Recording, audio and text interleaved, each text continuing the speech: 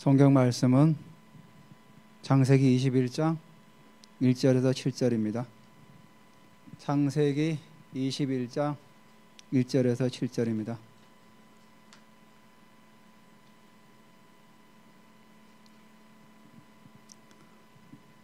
제가 1절, 여러분 2절 교독합니다. 여호와께서 말씀하신 대로 사라를 돌보셨고 여호와께서 말씀하신 대로 사라에게 행하셨으므로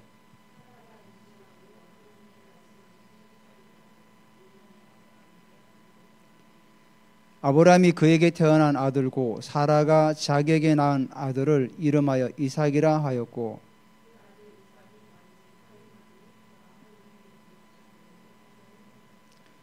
아브라함이 그 아들 이삭이 그에게 태어날 때 100세라.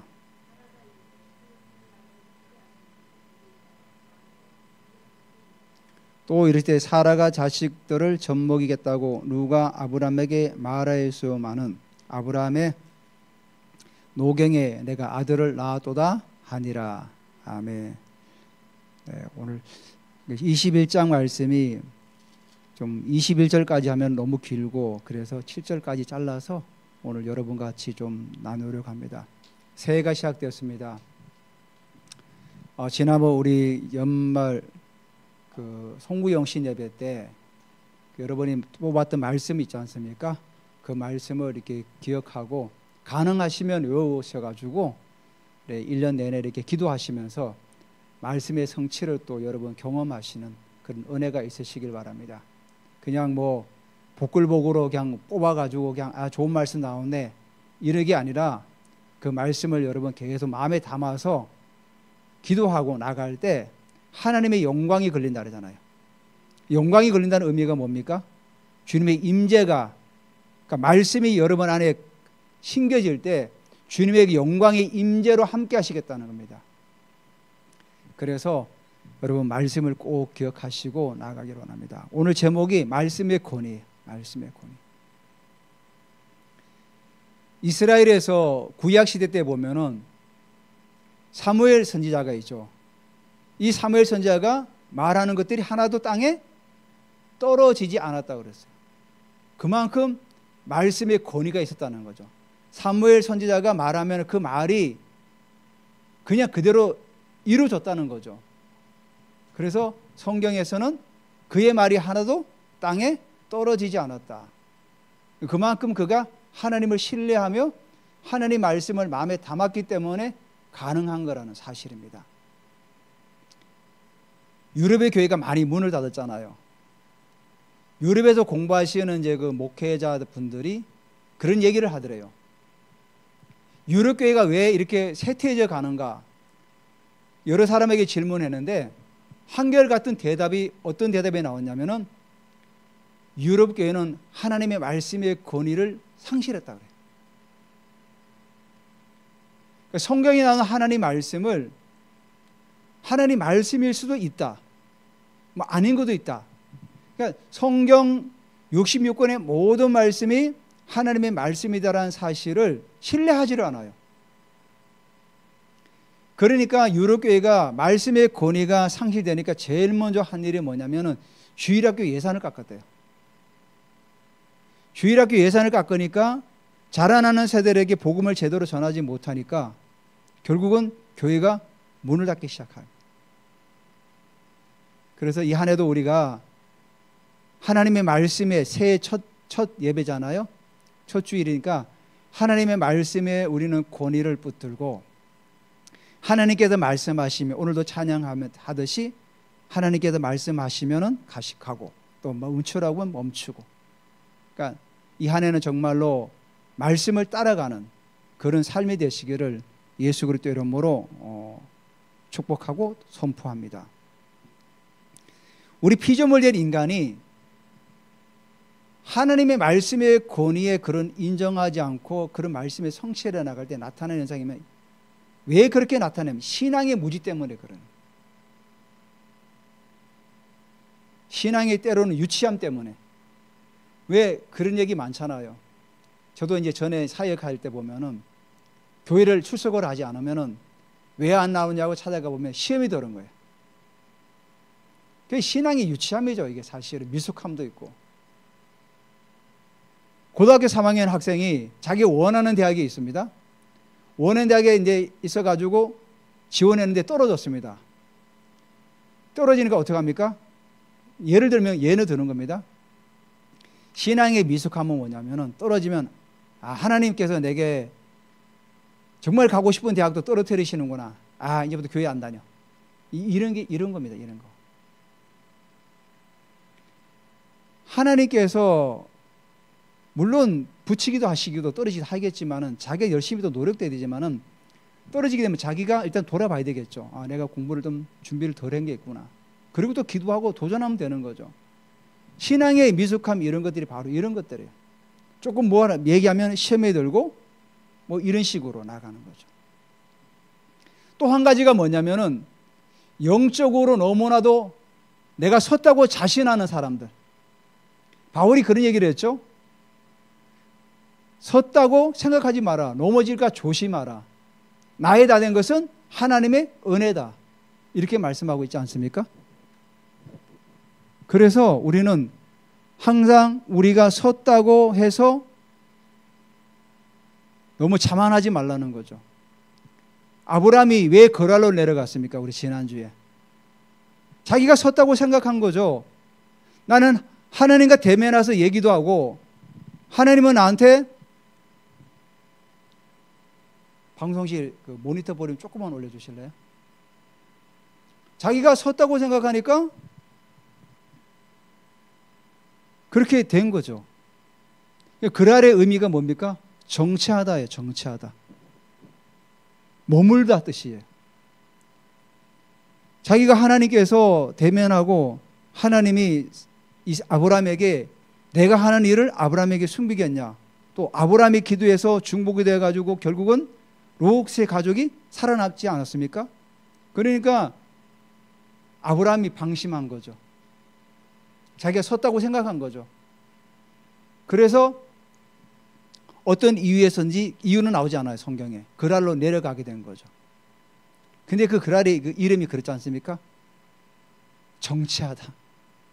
결국은 그랄에 내려가서 자기 아내를 뺏기는 수모도 당하고 세상 사람들에게 창피를 당한 거죠. 하나님께 창피를 당한 것이 아니라 그랄의 아비멜렉 왕에게 창피를 당한 거죠. 너가 어떻게 해서 그렇게 나한테 했느냐. 쉽게 얘기죠. 너 하나님 믿는 사람이 왜 나한테 거짓말했냐 이거 아닙니까? 네가 아내를 왜 누이라고 속였느냐 이거 아닙니까? 그래서 하나님의 말씀의 권위를 우리가 상실해 나가면 이런 지경까지 가게 되는 거죠. 오늘 하나님께서 사라에게 찾아옵니다. 사라에게. 1절 한번 보시기 바랍니다. 1절에 보면은 여호와께서 말씀하신 대로 사라를 돌보셨고 여호와께서 말씀하신 대로 사라에게 행하셨으므로. 성경이 뭐라고 말씀하고 있습니까? 여호와께서 말씀하신 대로. 여호와라는 그 단어가 나오면 뭐죠? 언약의 하나님께서 약속을 성취하러 오신다는 거죠. 그러니까 말씀대로 사라에게 사라를 돌보셨다. 이 히브리어가 파가드인데 방문하다는 의미를 가지고 있어요. 방문하다. 비지트, 방문하다는 의미를 가지고 있어요. 하나님께서 사라에게 말씀대로 찾아오신 거예요, 지금. 여러분, 제가 왕사에서 그 같이 멤버 중에 기도 제목을 내고 같이 기도할 때 어떤 분은 이런 기도 제목을 내더라고요. 저는 주님을 정말 만나고 싶습니다. 주님 만나면 다 해결되죠. 주님의 임재 가운데 있을 때 모든 병이 다 치유되고 모든 것이 다 회복되지 않습니까? 그러니까 사라를 돌보셨다는 의미는 주님이 사라에게 찾아오셨다는 거예요. 찾아오셨다는 거예요. 사라에게 어떻게 말씀하셨죠? 처음에 창세기 17장을 한번 보시기 바랍니다. 17장 17절부터 창세기 17장 15절 17절 제가 읽어드릴게요. 하나님이 또 아브라함에게 이르시되 내 아내 사레는 이름을 사레라 하지 말고 사라라 하라. 내가 그에게 복을 주어 그가 내게 아들을 낳아 주게 하며 내가 그에게 복을 주어 그를 여러 민족의 어머니가 되게 하리니 민족의 여러 왕이 그에게 나리라. 아브라함이 엎드려 웃으며 마음속으로 이르되 100세 된 사람이 어찌 자식을 낳을까? 사라는 90세니 어찌 출산하려 하고. 이때 말씀하셨어요. 하나님께서 사라에게 아들을 줄 것이다. 그리고 18장 10절 20절 10절 12절 이때는 여호와께서 직접 찾아오셨죠. 그가 이르되 내년 이맘때에 내가 반드시 내게 돌아오리니 네 안에 사라에게 아들이 있으리니 하시니 사라가 그 장막 문에서 들었더라. 아브라함과 사라는 나이가 많아 늙었고 사라에게는 여성의 생리가 끊어졌는지라. 사라가 속으로 웃고 이르되 내가 노쇠가 있고 내 주인도 늙었으니 내게 무슨 즐거움이 있으리요. 하나님께서 아브라함을 부르셔서 큰 민족이 되게 하시겠다. 바다의 모래와 같이 내 자손이 많을 거다. 하늘의 별처럼 많을 거다 말씀하신 다음에 직접 이제는 사라에게 아들을 줄 거다. 처음에 아브라함이 이 약속의 말씀을 두리뭉실하게 믿다 보니까 하가를 통해서 이스마엘을 낳지 않았습니까? 하나님께서는 이스마엘이 약속의 자녀가 아니라는 거죠. 오직 사라에게서 낳은 자녀만이 약속의 자녀다. 그래서 사라에게 오셔가지고 아브라함에게 먼저 말씀하셨죠. 아들을 줄 것이다. 그리고 또 사라에게 나타나가지고 또 내년 이맘때에 아들을 줄 거다. 그러니까 그 당시는 믿지 못했죠. 내가 생기가 끊어졌고 나의 남편은 늙었는데 어떻게 자녀를 생산할 수 있을까? 불가능한 일이죠. 그러니까 믿지 못해서 속으로 웃었죠. 속으로 웃었다는 의미가 비웃은 거죠. 아유, 무슨 내게 아들이 있어. 나는 이제 다 끝났는데.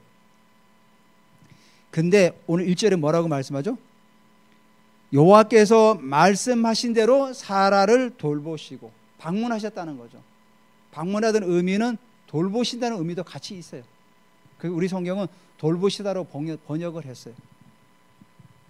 그리고 또 두 번째 뭐라고 하죠? 여호와께서 말씀하신 대로 사라에게 행하셨다 그죠? 행하셨다.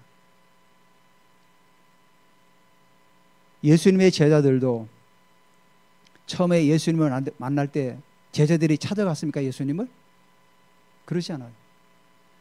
오히려 예수님께 찾아온 사람들은 다 떠났어요. 부자 청년은 예수님의 제자가 되고자 찾아왔는데 어떻게 됐죠? 내 물질을 다 팔아서 가난한 사람들에게 주라 그러니까 근심하여 가더라. 왜? 돈이 많으니까 이거를 다 팔아가지고 가난한 사람들이 나눠주면 나는 뭐 먹고 살지? 떠났어요. 근데 예수님이 직접 찾아간 제자 있잖아요. 베드로, 요한, 야고보, 마태. 예수님이 방문한 모든 제자는 다 예수님의 제자가 되었어요.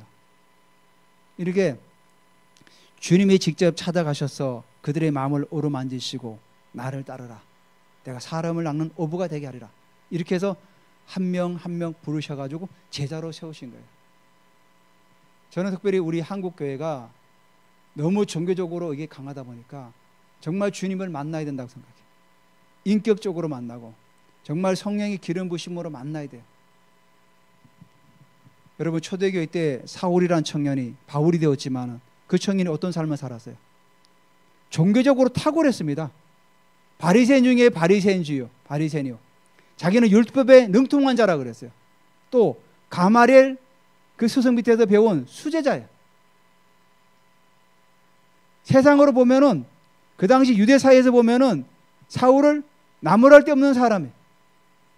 차기 상해들인 공회원이 될 수 있는 그런 어떤 입지까지도 탄탄했던 사람이에요. 종교적으로 얼마나 탄탄했던 사람입니까? 근데 그가 종교적으로 아무리 그렇게 열심히 해도 소용이 없었던 거죠. 그래서 믿는 사람들, 예수 믿는 사람들을 옥에 가두고 죽이는데 동참도 하고 그러다가 다메섹 도상에서 주님 만나지 않습니까? 정말 주님을 인격적으로 방문해서 만나니까 사람이 변화된 거죠. 그래서 우리는 주님을 정말 만나야 돼요. 교회를 수십 년 다녀도 소용없어요. 주님을 만나야 돼요. 인격적으로 만나야 돼요. 만나야만이 그때부터 이 사람이 인생이 변하기 시작하는 거예요. 그전에는 아무리 열심히 뭔가를 해도 그 노력은 다 소용이 없는 거예요. 지난주 제가 송구영 시험 때 그랬죠. 사도와 선지자와 복음 전파자와 목사와 교사로 세우심은 이는 성도를 온전하게 하며 봉사일을 하게 하며 그리스도의 몸을 세운다고 말씀하셨어요. 온전하지 않은데 어떻게 봉사일을 하며 그리스도의 몸을 세워나갑니까? 우리가 먼저는 온전해져야 돼. 온전하다는 건 뭐죠? 주님과 인격적인 만남 가운데 친밀함으로 들어가는 그런 온전함으로 들어가는 거예요. 온전하다 그런 의미가 인격적으로 도덕적으로 완전하다 그런 의미가 아니에요. 여러분 사울도 얼마나 흠이 많았어요. 사람을 옥에 가두고 막 그 고문하고 이런 데 다 동참하는 사람 아닙니까? 베드로도 얼마나 실수가 많은 사람입니까? 예수님에게 사단아, 사단 소리까지 들었던 사람이에요. 베드로는. 예수님 십자가에 죽는다니까 그렇게 하지 말라고 예수님을 막 말리지 않았습니까? 그때 예수님께서 뭐라고 말씀하셨어요? 사단아, 내 뒤로 물러서라. 예수님이 사랑하는 수제자 베드로에게 그렇게 말씀하시는 거예요. 근데 그들이 정말로 성령의 그 충만함과 기름 부심 받고는 180도 변했죠. 진짜 만나야 되는 거예요, 주님을. 인격적으로. 그래서 껍데기 율법만 가지고 신앙생활하는 거는 다 언젠가는 사라진다는 거죠. 언젠가는 사라져. 껍데기로 자랑할 게 하나도 없어요. 내가 교회를 10년 다니니 20년 다니니 그 자랑할 게 하나도 못 돼. 10년 20년 다녀서 내가 영적으로 주님과 깊은 교제 가운데 그렇게 다녔다면 그 자랑이 될 수 있겠지만은 종교를 가지고 다니는 거는 아무것도 소용이 없다는 거예요.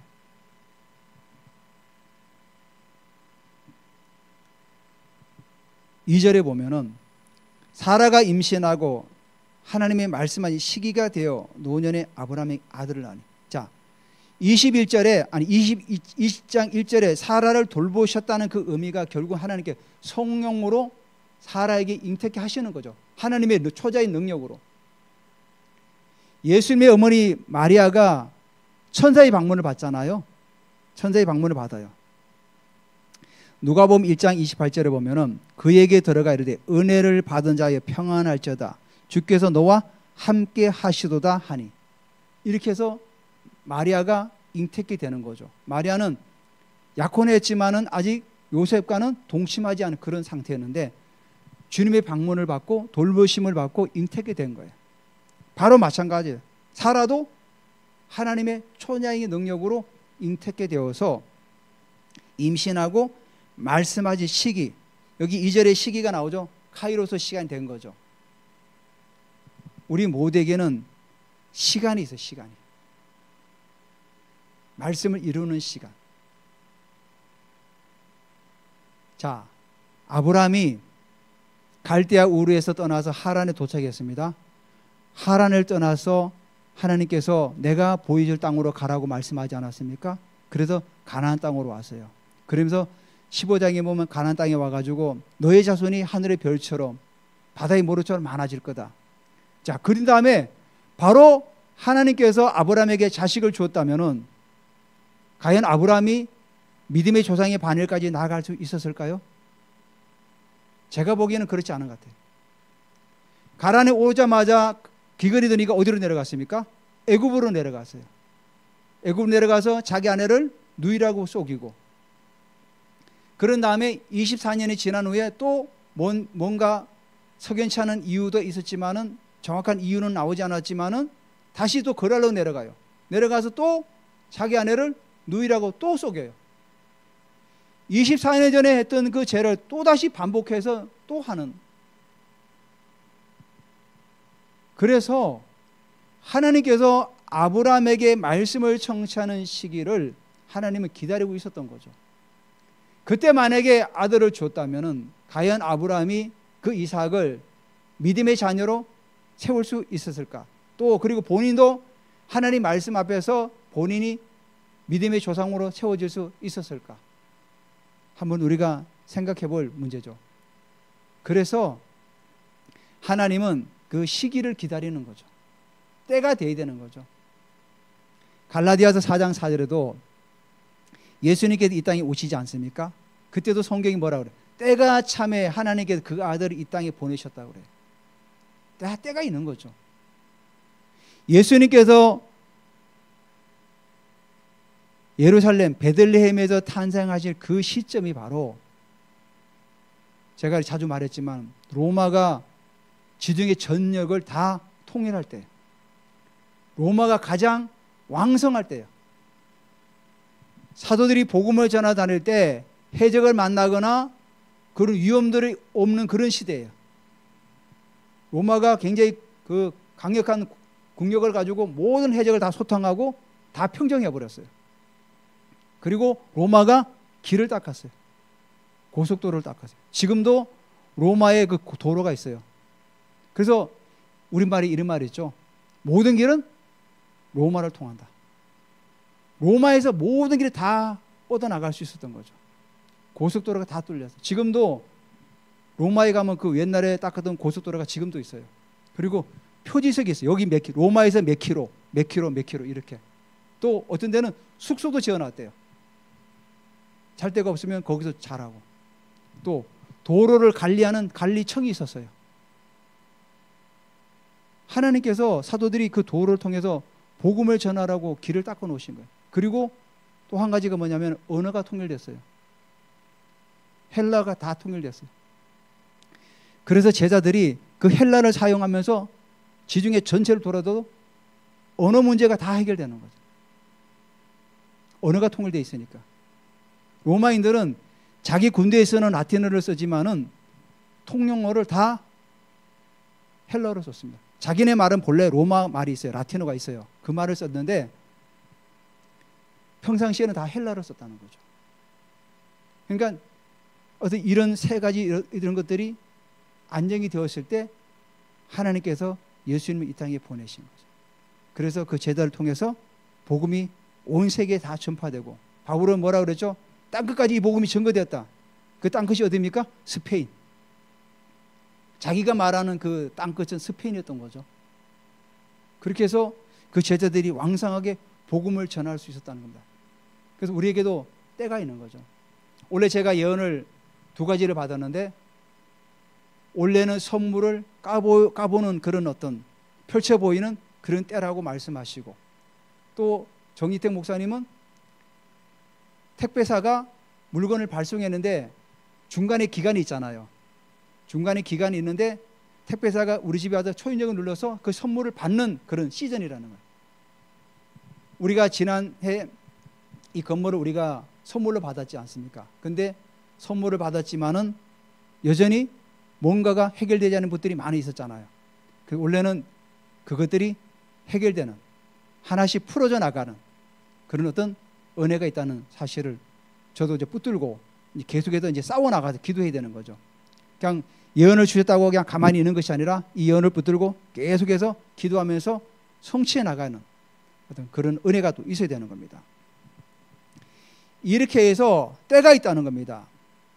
그래서 예수님께서 제일 먼저 마가복음 1장 15절에 보면은 뭐라고 말씀하십니까? 때가 찼고 하나님 나라가 가까이 왔으니 회개하고 복음을 믿어라. 예수님도 그 때를 말해요. 예수님이 30세 성인이 되셔가지고 복음 운동을 이제 시작하실 때 그 때가 찼다는 거죠. 이제 내가 하나님의 나라를 이 땅 가운데서 풀어내기를 위해서 그 때가 이제 찼다. 그래서 회개하고 복음을 믿어라.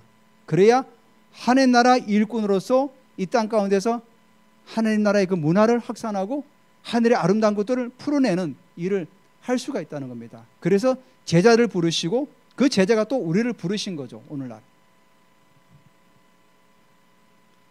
그래서 하나님은 방문하셔가지고 말씀한 대로 이루시고 또 그 때가 되어서 그 말씀을 성취하신다는 사실을 우리가 꼭 기억하면서 나아가시기를 예수 그리스도 이름으로 선포합니다. 자, 3절에 아브라함이 그에게 태어난 아들고 사라가 자기에게 낳은 아들을 이름하여 이삭이라 하였고, 하나님께서 미리 이삭이라고 이름을 지으라고 말씀하셨죠. 이삭이 웃다, 웃게 만들다, 그런 의미입니다. 그래서 하나님께서 말씀하신 그대로 아브라함이 또 순종하는 거죠. 순종. 그래서 사람들은 사라하고 아브라함은 비웃었지만, 속으로 웃었지만 사실은 비웃은 거지. 내 나이에 지금 100세가 돼가지고 어떻게 내가 자녀를 낳을 수 있을까? 그들은 속으로 비웃었지만은 하나님은 그 비웃음을 진짜 웃음으로 바꾸셨다는 거죠. 물론 이제 아브라함과 사라가 회개했겠죠. 아, 우리가 참 죄송합니다. 우리는 정말 인간적인 생각으로 불가능할 거라고 생각했는데 하나님은 이렇게 해서 또 일을 이루어 나가시는군요. 그리고 4절에 그 아들 이삭이 난 지 8일 만에 그가 하나님이 명령하신 대로 할례를 행하였더라. 명령하신 대로, 하나님께서 말씀하신 대로, 명령하신 대로 아브라함이 누구죠? 이삭에게 할례를 행했다는 거예요. 그래서 순종이 제사보다 낫다는 거예요. 천천의 수양과 만만의 기름보다 우리가 하나님께 온전하게 예배드리고 순종하는 게 더 귀하다고 성경은 우리에게 말씀하고 있어요. 그래서 우리가 이 한 해도 하나님 말씀에 순종해서 여러분들께서 걸음을 걸어가시면 좋겠어요. 말씀에 순종하지 않는 삶은 결국은 하나님 말씀을 무시하고 하나님의 말씀의 권위를 우리가 스스로를 상실해 가는 거예요. 깨부시는 거예요, 사실은. 그래서 하나님 말씀을 우리 가슴에 담을 때, 마음에 담을 때 하나님의 영광이 걸리는 거예요. 그래서 제가 이런 말씀했죠. 성경은 뭐라고 합니까? 목숨보다 마음이 더 우선이라는 거예요. 마음을 다하고 목숨을 다하고 뜻을 다하여 주 너의 하나님을 사랑하라. 그래서 마음이 먼저 있어야 되는 거예요. 마음으로 우리가 하나님 말씀을 담을 때 그 다음에 목숨을 걸고 하나님께 예배할 수 있다는 겁니다. 5절에 아브라함이 그의 아들 이삭이 그에게 태어난 때에 100세라. 그러니까 굳이 성경이 이 100세라고 이렇게 우리에게 언급하는 의미는 뭐냐면은 아브라함에도 그 때가 있듯이 100세라는 의미가 뭡니까? 완전 숫자야. 어떤 10, 100 이런 숫자가 완전 숫자죠. 그러니까 하나님은 완전한 그 시간표에 응답하신다. 우리가 그렇게 또 봐도 무관하다고 보여집니다. 그래서 6절에 사라가 이르되 하나님이 나를 웃게 하시니 듣는 자가 다 나와 함께 웃으리로다. 그러니까 사라가 하나님께 나를 웃게 하셨다는 거예요. 그리고 실제로 또 이르되 사라가 자식들을 젖먹였다고 누가 아브라함에게 말하였으마는 아브라함의 노경에 내가 아들을 낳았도다 하니라. 자기는 스스로 자녀를 준다 할 때 비웃었지만 하나님은 나로 하여금 웃게 하신 하나님이구나. 그걸 깨달은 거죠. 그래서 이 안에도 정말 우리는 하나님께서 우리를 웃게 하시다 사실을 우리가 붙들고 그동안 우리가 여러 가지 많은 어려움들이 있지만 이 안에는 정말로 하나님께 나를 웃게 하시는구나. 정말 하나님께 나를 웃게 하시는구나. 그래서 우리 인간은 하나님 말씀 안에 있을 때 우리 인간은 인간다울 수 있어요. 그리고 하나님 말씀만이 우리 인생을 행복하게 만들어요. 여러분 세상의 사람들의 위로와 세상 사람들의 어떤 걸 통해서 우리가 위로를 얻을 수 있을까요? 그렇지 않아요. 오직 하나님 말씀만이 우리를 행복하게 만든다는 거죠. 그래서 우리가 하나님께 주시는 이 말씀의 가치를 우리가 온전히 붙들고 말씀의 권위를 우리가 온전히 인정하고 내 삶 가운데서 날마다 말씀을 풀어낼 때 하나님은 더 큰 역사를 우리 삶 가운데 이루어 나가신다는 사실을 꼭 기억하시기를 예수 그리스도 이름으로 선포하고 축복합니다.